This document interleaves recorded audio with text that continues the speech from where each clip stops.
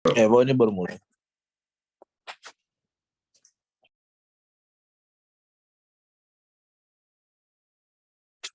Baik, di sini saya mau ngejelasin soal dari tugasnya Kak Budi.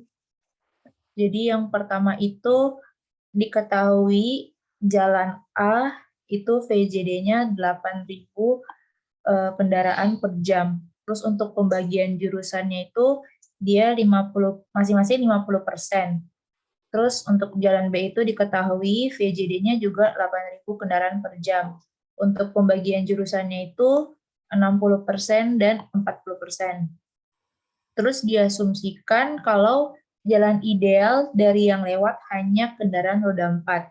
Dan kapasitas jalannya itu 1.450 kendaraan per jalur. Yang ditanya itu jumlah lajur jalan A dan jumlah lajur jalan B. Nah, untuk ngejawabnya itu rumusnya adalah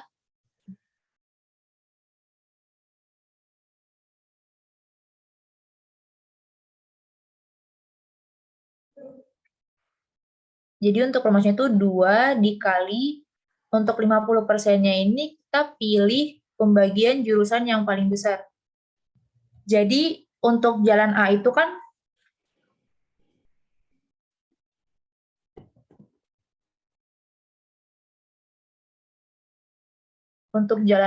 kan dia diketahui masing-masing 50%. Jadi tetap pakai yang 50% aja. Nah, terus dikali VJD-nya per kapasitas jalannya 1.450. Jadi hasilnya itu nanti dapat 5, sekian tapi dibulatin aja jadi 6 lajur. Terus untuk jumlah lajur jalan B itu rumusnya sama 2 dikali pembagian jurusan. Nah, pembagian jurusan ini kan di sini dia 60% dan 40%. Nah, kita pilih yang terbesar itu 60%. Dikali 8.000 PJD-nya per kapasitas jalannya 1.450. Ini nanti dapat 7 lajur. Jadi kalau misalnya nanti hasilnya misalnya 6, sekian, dibulatin aja jadi ke 7, dibulatin ke atasnya gitu. Nah, terus nanti ditanya kayak kesimpulannya gitu. Nah, kesimpulannya itu jalan A dan jalan B masing-masing memerlukan 6 lajur dan 7 lajur dalam 2 arah. Yang ini kan jalan A itu 6 lajur, terus yang jalan B itu 7 lajur.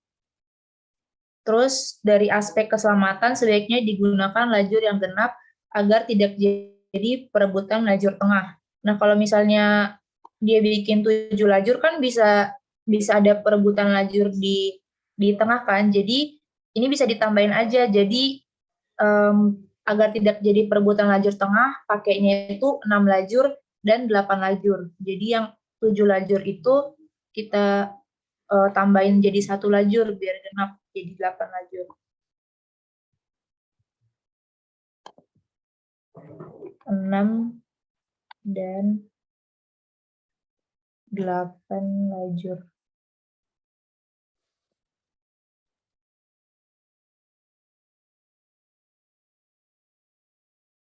6 dan 8 lajur. Terus habis itu saya mau kalau ini ada yang mau ditanyakan nggak ya, Bang, Kak, teman-teman? Mau nanya dong, Ripka. Iya, Bang. Itu yang 6 lajur, 7 lajur, itu kalau hasilnya komanya kecil tetap dibulatin ke atas emang? Iya, Bang. Emang kayak gitu. Terus hasil akhirnya emang nggak boleh ganjil ya, lajur itu? Kalau hasilnya itu kan boleh. Kan hasilnya ini ganjil, Bang, 7 lajur. Ya. Tapi nanti kayak ditanya aspek keselamatannya gitu, Bang.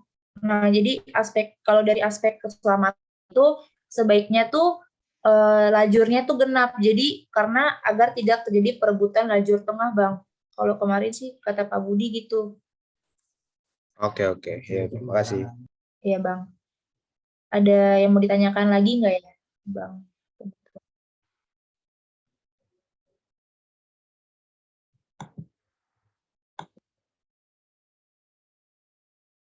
Kalau belum ada, mungkin saya lanjut.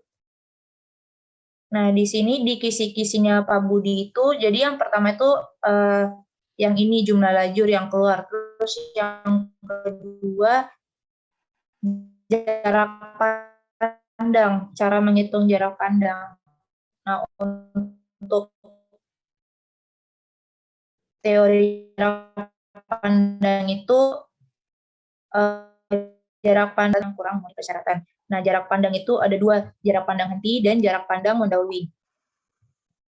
Terus untuk jarak pandang henti itu rumusnya ini JH sama dengan JHT plus JHR. Nah, untuk keterangannya itu nanti ada di bawah sini. Ini untuk JH. Nah, kalau untuk JH itu ada dua. Ada jarak pandang henti untuk jalan datar dan untuk jalan dengan kelandaian tertentu. Untuk yang jalan datar pakainya yang ini. Terus untuk yang kelandaian tertentu pakainya yang ini. Nah, untuk keterangan PR-nya itu ada di atas ini. Ini, PR sama dengan kecepatan rencana. T sama dengan waktu tanggap.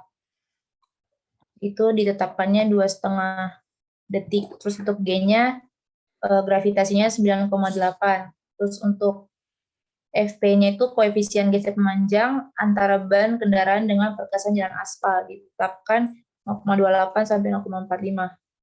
Menurut ASTO, kalau yang menurut Bina Marga itu 0,35 sampai 0,5.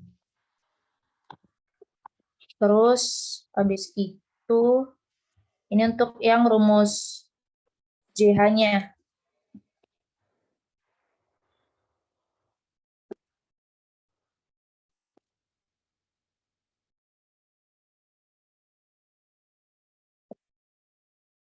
Kalau untuk rumus JHR-nya yang ini. JHR. Terus selanjutnya itu jarak pandang henti. Jadi di sini tuh ada rumus juga DR. Jadi kalau misalnya ditanya jarak pengereman, rumusnya itu ini F2 sama dengan 254 F kuadrat. Nah, jadi kita pindahin FM-nya, ini kalau misalnya nanti yang ditanyakan koefisien gesekan. Kalau misalnya ditanyakan koefisien gesekan, berarti tinggal dipindahin aja, jadinya 254 dr per V kuadrat. Untuk V-nya itu kecepatan, FM-nya itu yang koefisien gesekan. Terus nilai kecepatan rencana, VR. Kalau VR itu rumusnya ini, 3,6 JHT per T. JHT tadi kan ada di rumus yang di atas tadi. Jadi sebenarnya kalau yang soalnya Pak Budi ini tinggal plot-plotin angka yang diketahui ke rumusnya aja sih. Terus ini rumus jarak pandang mendahului. Biasanya yang ditanya tuh yang ini, yang jarak pandang mendahului. Jarak pandang mendahului itu JD, itu sama dengan D1 plus D2 plus D3 plus D4. Nah, D1 itu jarak yang ditempuh selama waktu tanggap. Kalau J2 itu jarak yang ditempuh selama mendahului sampai dengan kembali ke lajur semula. Terus kalau D3 itu jarak antara kendaraan yang mendahului dengan kendaraan yang datang dari arah berlawanan setelah proses mendahului selesai.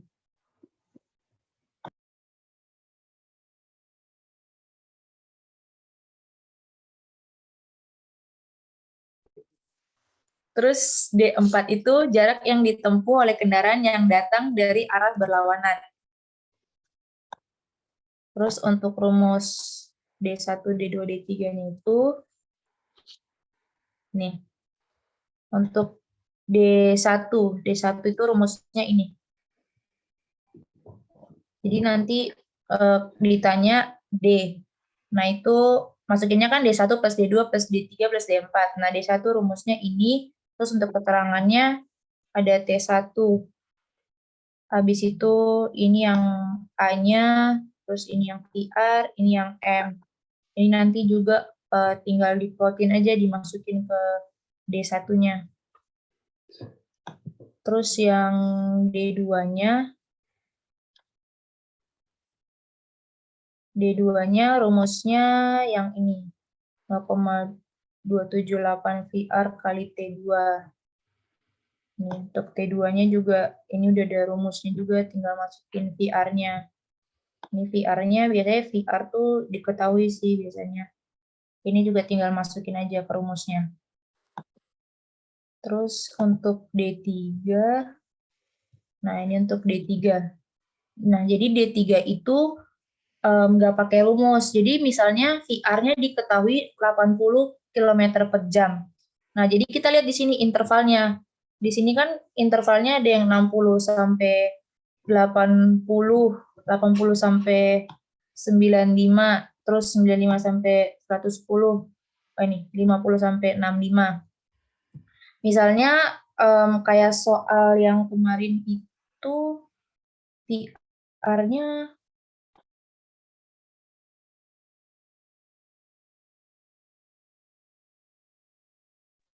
misalnya VR-nya 60 km per jam, berarti nanti D3-nya langsung aja itu 30.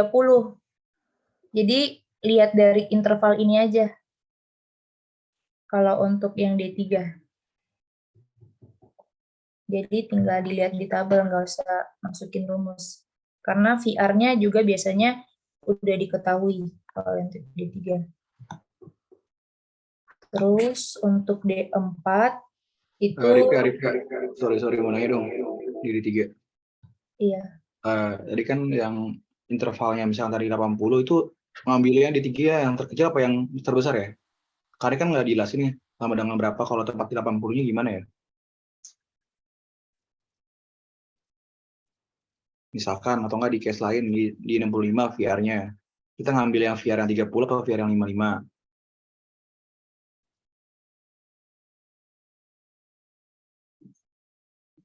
Atau dibuat dua asumsi?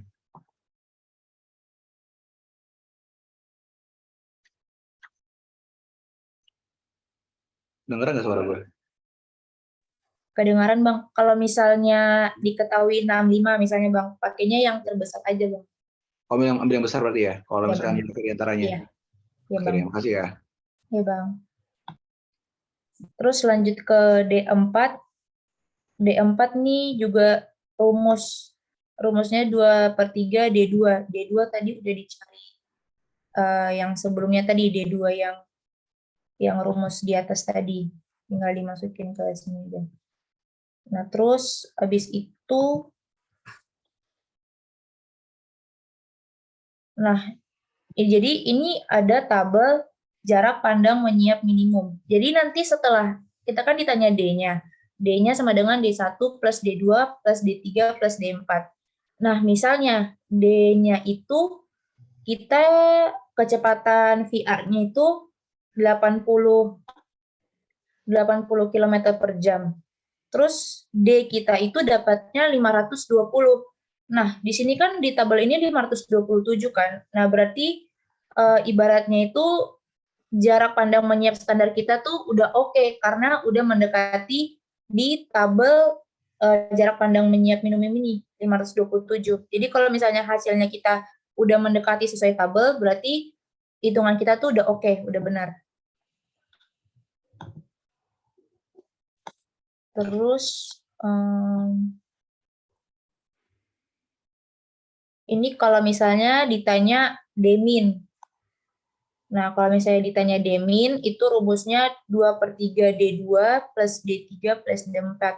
D2, D3, D4 ini sama juga dari nilai yang di atas tadi.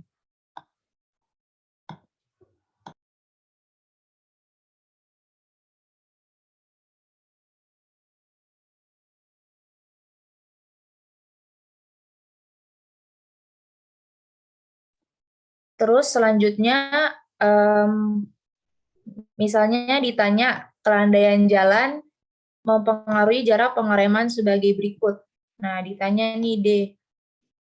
D-nya itu kelandaian jalannya. Nah, D sama dengan rumusnya V kuadrat per 254 F ditambah plus minus L. Nah, jadi V kuadratnya ini PR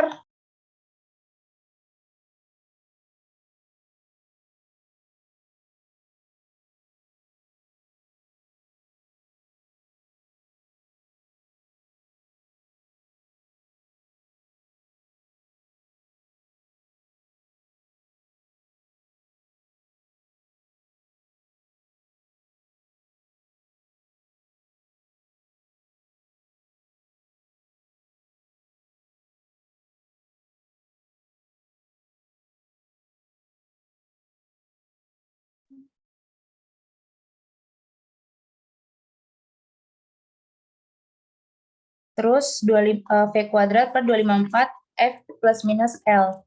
Nah, jadi kalau misalnya ditanya itu pendakian, itu kita pakainya plus. Tapi kalau misalnya ditanya penurunan, pakainya yang minus. Terus habis itu contoh soalnya aja langsung.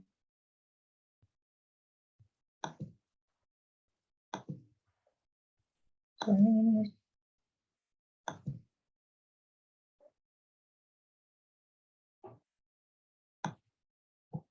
nah, jadi ini contoh soal dari tugasnya Pak Budi kemarin. Jadi diketahui VR-nya itu 60 km per jam. Hitung jarak pandang menyiap standar dan minimum. Nah, jadi pertama kita masukin T1-nya dulu. Kita cari T1, cari A-nya. Karena kan nanti di D1 kan kita perlu A sama T1-nya kan, karena nggak diketahui. Nah, terus kita masukin rumusnya nih tadi, sesuai dengan PPT. 2,12 ditambah 0,026 dikali V. V-nya kan tadi 60 km per jam, jadi kita masukin di sini 60. Hasilnya 3,68. Terus kita nyari A juga rumusnya 2,052 ditambah 0,0036 dikali V. Nah, kita masukin lagi nih V-nya 60. Dapat hasilnya 2,268. Terus kita masuk ke rumus D1. D1 itu rumusnya 0,278 T1 dalam kurung V dikurang M ditambah A plus A T1 per 2.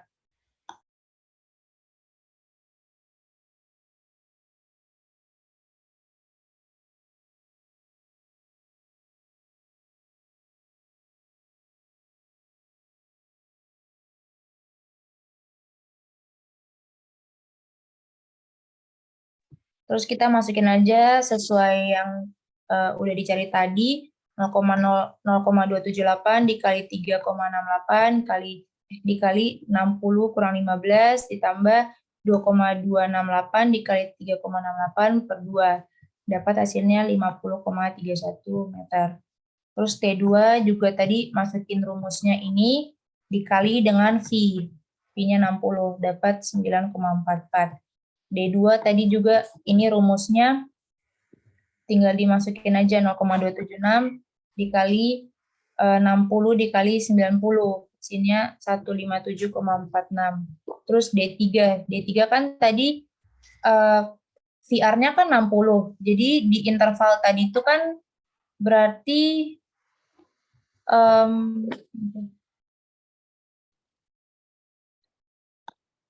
di interval tadi itu masuknya di ini tadi. Ini nggak sih? Nih, di interval ini kan tadi berarti kan 60 ya diketahuinya. Berarti kita pakainya yang 30 nih, D3-nya. Terus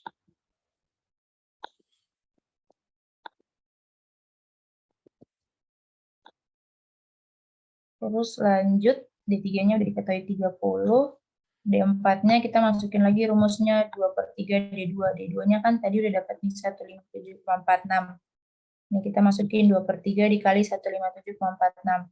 104,97 meter. Nah, kan yang ditanya D-nya kan, yang menyiap standar.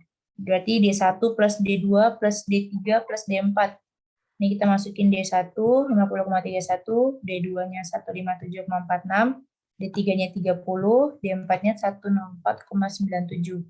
Hasilnya 342,74 meter.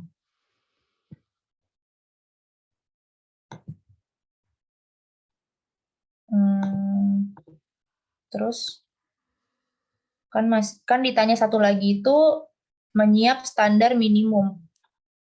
Tapi sebelum itu kan hasilnya 342,74. Nih hasilnya kan 342,74. Terus tadi VR-nya itu kan 60. Nah, kita lihat di sini.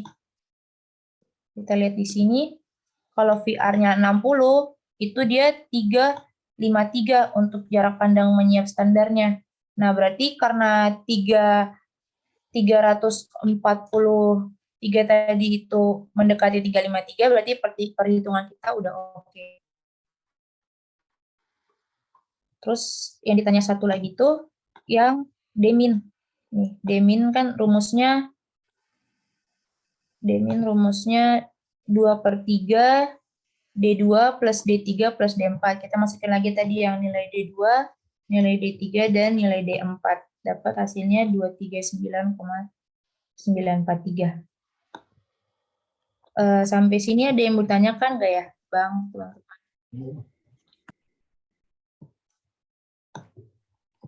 Mau nanya dong? Iya, Bang. Tabelnya deh di bawah. Tabel yang D3, Bang. Iya. Bukan yang balik-balik yang tadi lo share screen. Tabel dalam menyiap. Tabel menyiap ya. Nah, ya itu. Itu mendekatinya sampai berapa ininya buat yang jarak pandang menyiapnya? Kalau misalnya itu tadi 527, dapatnya 500 tetap mendekati.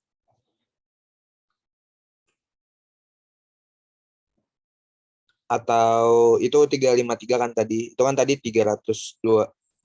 40-an ya. Itu masih mendekatinya sampai segimana?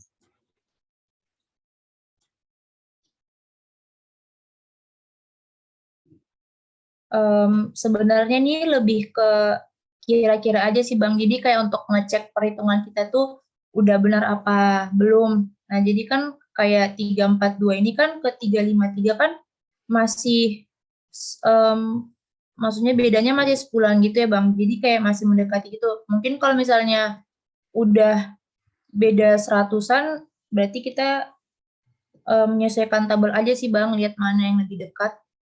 Ini sebenarnya buat ngecek aja hitungan kita tuh udah oke apa enggak sih, Bang. Yang penting berarti paling ininya dong ratusannya mendekati ya. Apa udah sama? Gak mesti sama, Bang. Kalau udah mendekati berarti udah oke, Bang. Oke deh, thank you. Oke, Bang. Ripka, mau nanya dong, Ripka. Iya, Bang. Tadi kan yang 60 itu kan misalkan tadi 340 ya.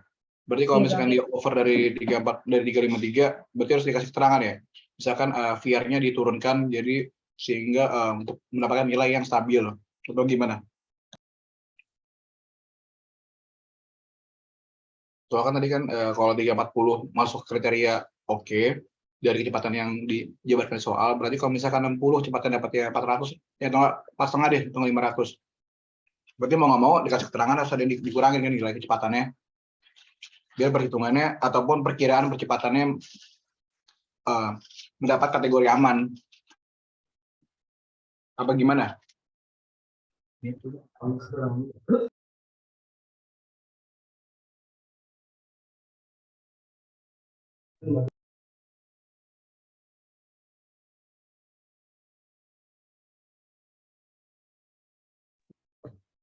Saya izin menjawab ya, Bang. Jadi kalau misalnya nanti perhitungannya itu beda jauh banget, itu mungkin bisa dicek di perhitungannya dulu, Bang. Mungkin ada yang salah hitung atau salah masukin angka.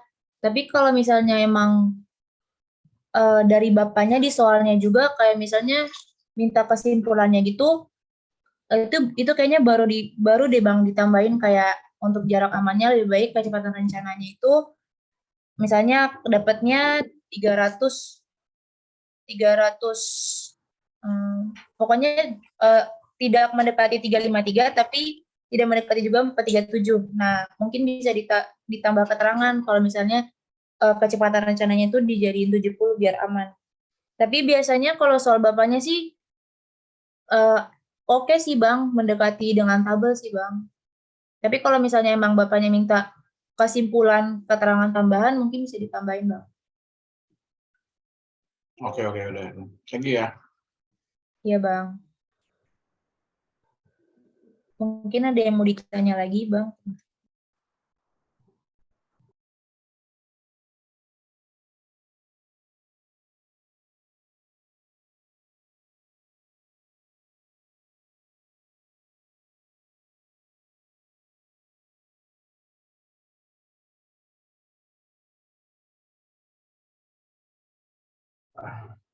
Baik, kalau misalnya tidak ada yang ditanyakan, mungkin bisa lanjut ke materi selanjutnya.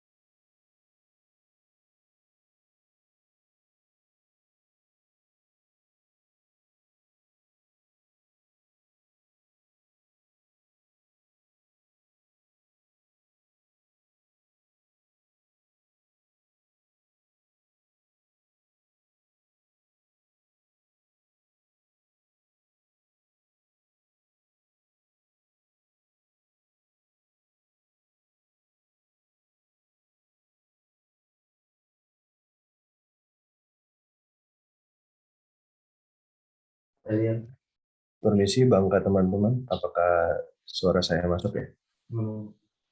Masuk. Baik, saya izin melanjutkan. Saya ingin menjelaskan ini materi yang membahas dia tentang menggambar lengkung sama diagram super elevasi. Jadi saat kita menggambar lengkung dan super elevasi ini sebenarnya kita tuh diberi teorinya itu ada 3. Yang pertama ada ini spiral, lingkaran spiral. Yang kedua itu lingkaran penuh atau full circle. Lalu ada juga yang spiral penuh. Nah, tapi untuk yang lebih ditekankan itu sebenarnya lebih untuk materi Pak Budi kemarin ya, sebenarnya lebih ke lingkaran penuh. Karena yang kita diajarkan untuk hitungan-hitungannya itu di full circle dengan cara gambarnya semua. Sedangkan yang spiral lingkaran spiral dengan spiral-spiral ini selama pertemuan-pertemuan kemarin itu belum ada dijelaskan dengan detail gitu ya. Jadi kita lihat dulu. Sekarang kita lihat kalau diagram super elevasi ini yang spiral lingkaran spiral itu dia gambarnya pasti seperti ini. Nanti kita saat dapat soal gambarnya itu akan seperti ini. Ini benar-benar yang kita ikutin bentuknya dan kita masukkan angka-angkanya. Nanti untuk angka-angkanya ada contohnya. Lalu yang ini juga diagram super elevasi yang full circle atau lingkaran penuh. Gambarnya itu juga akan seperti ini. Dia benar-benar template. Kita tinggal masukkan nilai LC, nilai EN-nya, semuanya itu. Yang ini juga yang spiral penuh, dia bentuk diagram super elevasinya seperti ini. Ini. Oke, saya coba langsung ke contoh soal aja.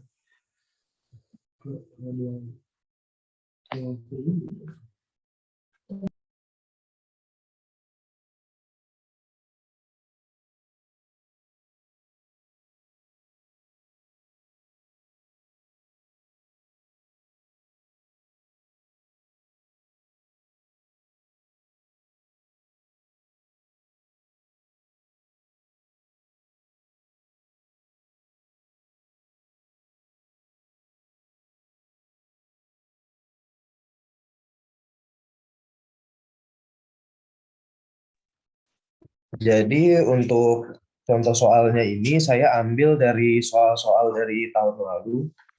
Nah, di sini diketahui. Jadi soalnya itu ini untuk soal ini dia membahas tentang full circle. Nah, jadi untuk di soalnya ini dia diketahui kalau dia mempunyai sudut 30 derajat dengan nilai R-nya itu 350 meter dengan kecepatan rencananya VR itu sama dengan 70 km per jam.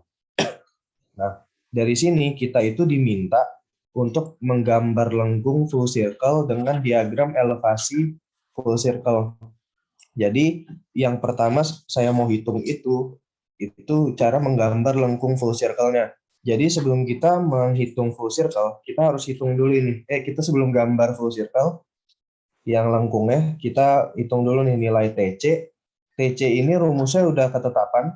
R dikali tangen dikali setengah dikali sudut. Jadi untuk R-nya diketahui dia 350, tangen setengah dikali sudutnya adalah 30. Langsung kita masukkan, kita dapatin nilainya 93,78 meter. Lalu yang kedua kita hitung nilai EC.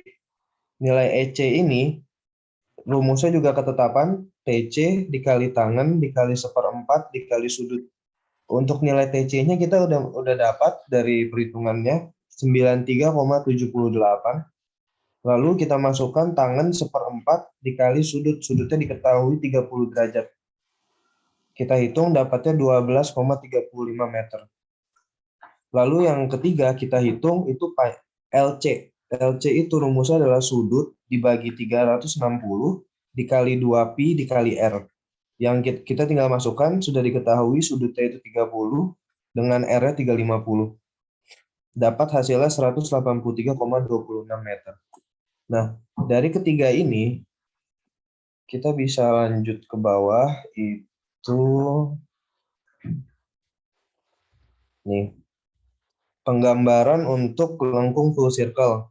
Nah, jadi balik lagi untuk lengkung full circle ini, dia juga gambarnya ini bentuknya akan seperti ini. Yang berubah itu hanya yang perhitungan-perhitungan tadi, kayak yang sama yang diketahui juga ya. Ini R-nya ini akan beda. Lalu nilai LC-nya, nilai EC, nilai TC-nya juga gitu. Jadi yang berbeda tuh hanya di sini. Nah, nanti kita sesuaikan dengan skalanya aja. Kita gambar sesuai skala. Nah, langkah untuk pembuatan gambar ini, pertama itu kita tentukan dulu titik pusatnya ini. Nih, kita tentukan dulu di kertas, kita kasih aja titik di mana yang menurut kita bakal muat nih buat gambar ini.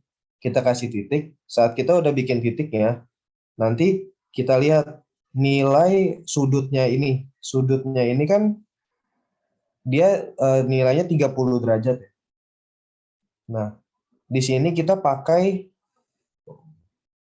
busur, kita ukur dari titik ini, lalu kalau diarahkan ke atas untuk 30 derajat tuh sampai mana. Nah, kita bisa anggap kalau kita ukur pakai busur itu arahnya ya pas di titik ini dengan di titik ini gitu. Jadi saat kita udah kita nentuin dulu nih sudutnya tuh berapa. Nah, udah kita tentukan sudutnya, dia 30 derajat. Nah, sudah sudutnya ditentukan, kita tinggal tarik. Di sini kan kita diketahui kalau R-nya itu 350 meter. Nah, kita tinggal tarik aja dari sudut pusatnya ini yang paling bawah, kita tarik secara skala itu 350 meter. Langsung aja kita tarik sampai ke titik sini, 350. Lalu ke kanan juga sama, R-nya itu juga 350 meter. Sudah kita gambar garis yang R, yang jaraknya 350 meter ini, yang selanjutnya itu kita buat garis miring yang ada di sini. Ini.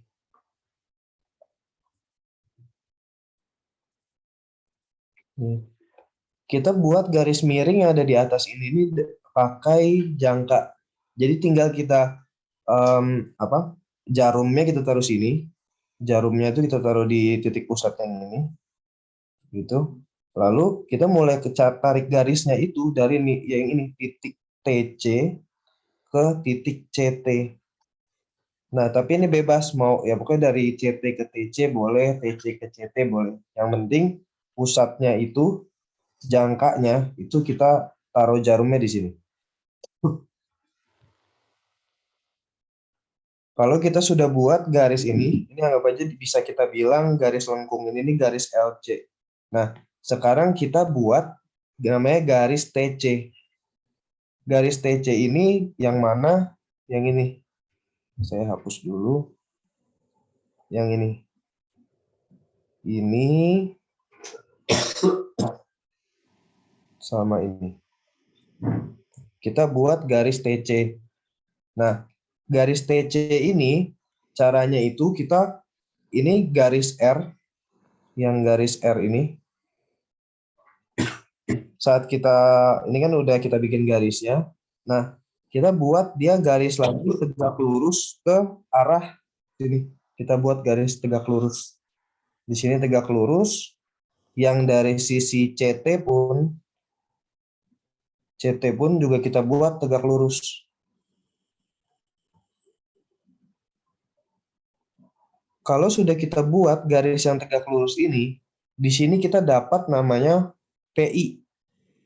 PI ini titik yang pertemuan dari garis TC yang kiri dengan CT.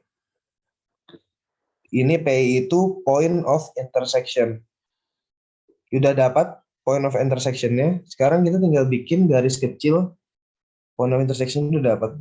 Nah, point of interest yang di bawahnya ada nilai EC. EC tinggal kita tarik garis aja dari sini ya. Ini kita tarik garisnya ke bawah gini. Gitu. Kalau dari tarik garis, nanti di sini kita ada nilai EC. EC itu nilainya itu dari ini titik LC yang ini dengan titik PI.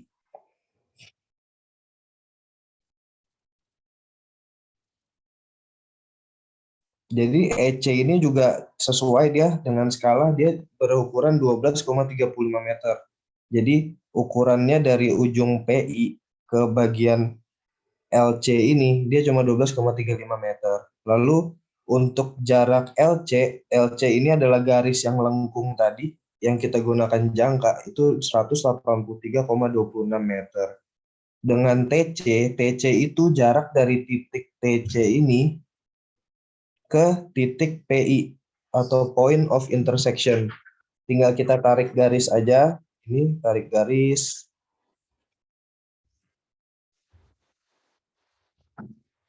Ini tarik garis. Dia jadi TC sama dengan 93,78 meter. Mungkin dari gambar lengkungnya dulu, apa ada yang ingin bertanya? Ini gue mau nanya deh. Ya. Ini kan kalau nilai CT itu sama nilai TC sama ya? Iya bang, sama. Oh jadi intinya dari lengkungan itu harus lurus ke atas ya, di antara tengah-tengah ya. Intinya nilai 93,78 tuh harus ketemu ya. Iya bang, betul. Sama kanan kiri sama-sama 93,78. Betul bang. Jadi kita buat tegak lurus aja, pasti nanti jaraknya bakal sama gitu. Bentar. Ini kan kalau dipotong kan masih ada sisanya tuh ya, 93,78 masih ada sisanya kan? Iya bang, yang ada terusannya dikit gitu ya. Apa itu harus dihabisin aja? Jadi harus sama-sama biar nggak ada sisa? Enggak bang, jadi kita cuma kita tarik garis TC itu cuman sampai ke PI-nya aja bang, sampai PI udah nge-stop. Oke. Ya. Jadi nilai berarti bisa disimpulkan nilai EC dari tiap orang tuh bakal beda-beda, tergantung dia seberapa besar nariknya, seberapa besar sudutnya. Sebenarnya sih bang untuk nilai EC, nilai TC sama LC. Udah di perhitungan ya EC ya? Iya bang, dari 3 di atas. Oke. Berarti pahamnya dari titik gimana ya? Oke.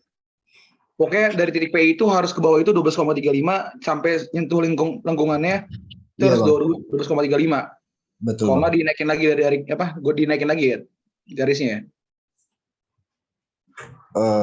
Sorry bang, kalau dinaikin gimana bang? Gini, misalkan ini kan dari PI ke arah lengkungan dari yang LC apa arah lengkungan LC ini kan harus jaraknya itu nilai EC kan Iya bang. dari PI ke nilai EC. Nah, berarti nilainya EC itu harus 12,35 berarti dari TC dan juga CT itu sepanjang 9,78 itu nggak boleh kurang dari 12,35 kan tingginya EC ini. Mungkin sih kalau dibilang tidak boleh kurang, mungkin agak beda juga bang, karena titik ini sama titik ini kan agak beda ya bang.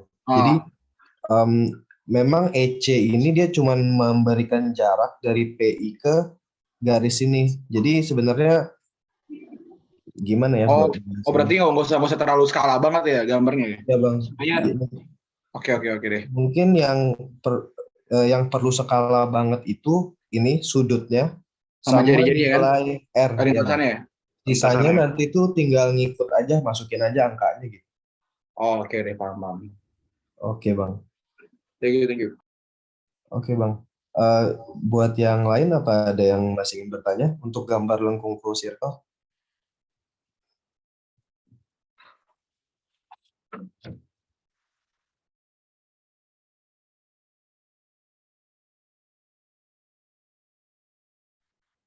Oke, kalau belum ada, saya coba lanjut dulu. Yang selanjutnya ini, sekarang kita mencoba untuk menggambar ini diagram super elevasi lengkung full circle. Nah, jadi di sini dari soal itu kan kita diketahui VR-nya itu sama dengan 70 km per jam, R-nya sama dengan 350 meter, dengan Emax-nya ini juga udah diketahui dia sama dengan 8%.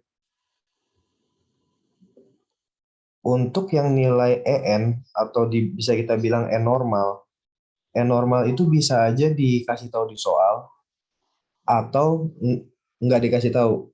Tapi kalau misalnya dia nggak dikasih tahu, E normal itu pasti dia 2%. Kecuali kalau di soal tiba-tiba ada dosen mau ngasih E normalnya, mungkin dia mau nambahin 3% atau diketahui dia kasih 1%. Nah, itu kita ikutin aja yang diketahuinya. Tapi kalau belum ada diketahui, kita anggap aja E normal itu 2%. Gitu. Jadi, kita udah tahu nilai Emax-nya berapa, 8%, VR atau kecepatan rencananya 70 km per jam, dengan R-nya itu 350 meter. Sekarang kita lihat tabel. Di sini, kalau kita lihat tabel, ke bawah, nih, tabel ini bisa kita lihat di buku dasar-dasar perencanaan geometri jalan di halaman 114. Jadi di sini kan tadi kita diketahui kalau Max-nya itu sama dengan 8%, kecepatannya adalah 70 km per jam. Dengan R-nya itu 350. Dengan R 350, tapi kalau kita lihat di sini, dia nilainya ini adanya hanya 360 sama 340. Dengan kita ketahui nilai E-nya, kalau 360 itu dia 6%, dan 340 itu 6,2%. Jadi di sini kita bisa ambil nilai tengahnya. Anggap aja kalau 360 sama dengan 6%, 340 sama dengan 6,2%, kita bisa anggap aja pakai gimana ya? Kayak ini 360, ini 360 ditambah sama 340 dibagi sama 2. Nah, kalau misalnya kita cari nilai tengahnya ini kan berarti dia pas nih, dia 350. Sini 350. Berarti di bagian tengah sini dia ada nilai 350.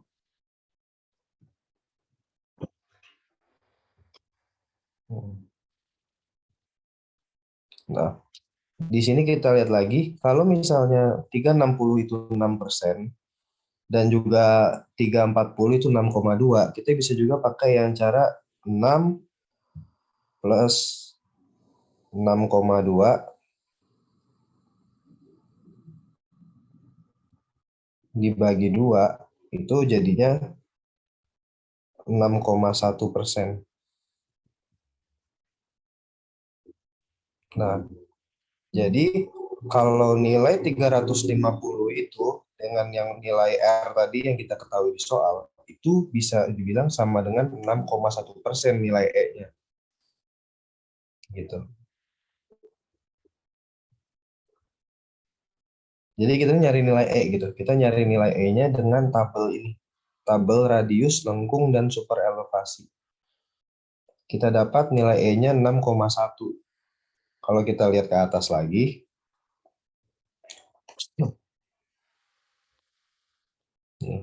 di sini E sama dengan 6,1%. Nah, kalau udah 6,1% nilai E-nya nih kita udah dapatin. Sekarang kita lihat lagi. Kita cari nilai LS1, nilai LS2, dengan nilai LS total. Dari data yang tadi kita dapetin, E-nya yang 6,1% dengan kecepatan rencananya 70 km per jam. Ini kita lihat lagi tabel.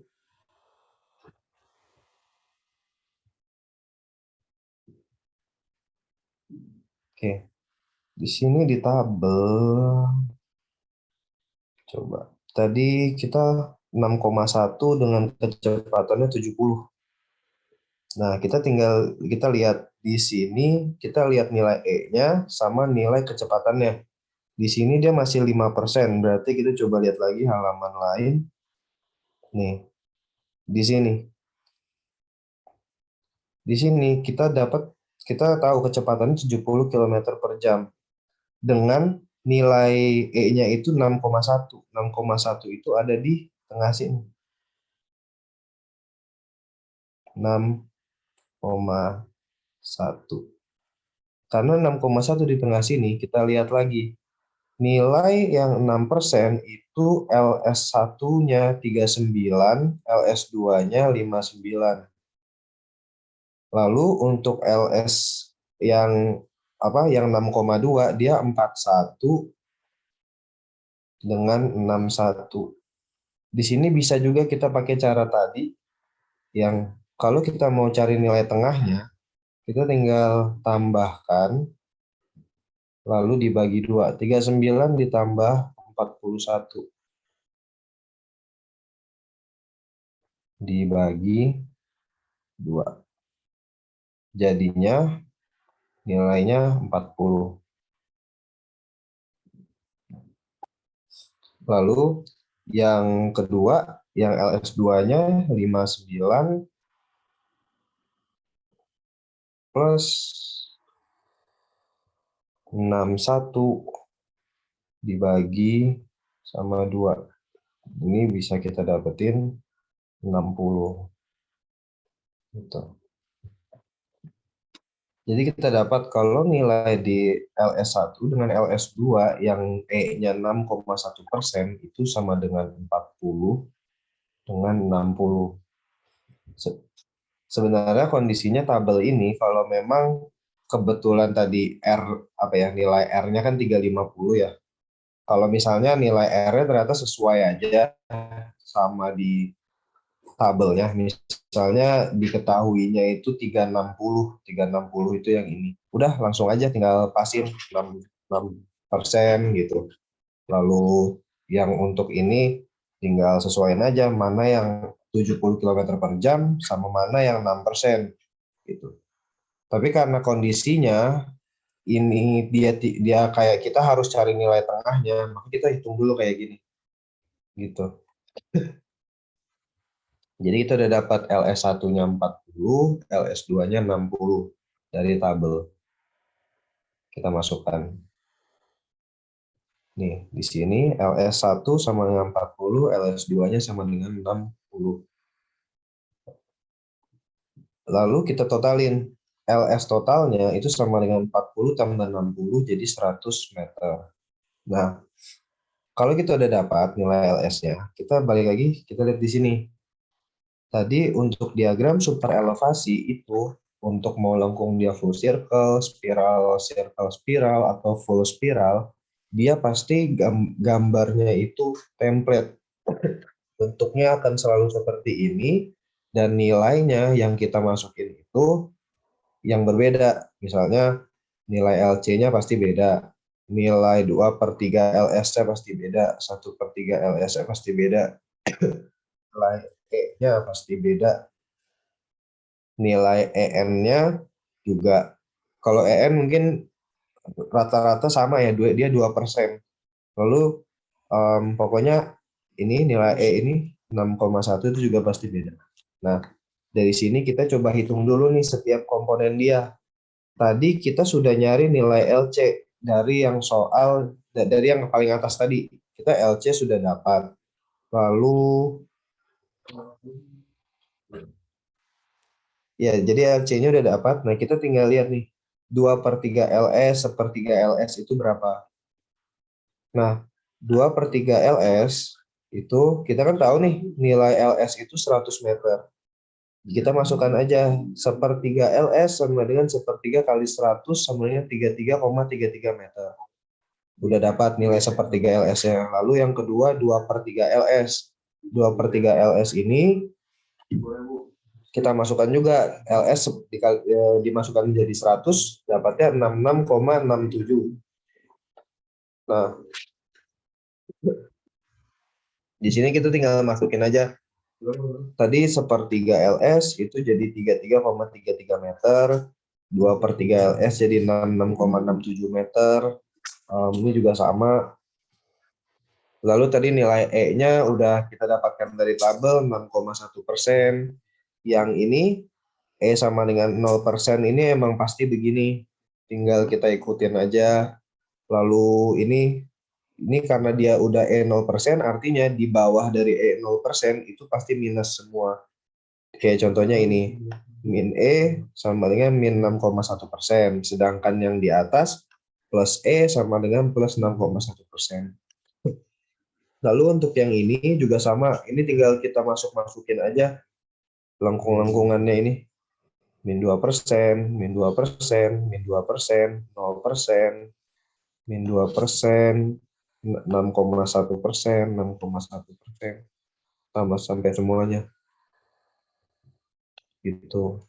Ini juga berlaku untuk yang tipe diagram super elevasi lain. Jadi kita tinggal gambar sesuai template, lalu kita masukkan aja nilai-nilai yang perlu dimasukkan. Itu LC-nya juga masukin.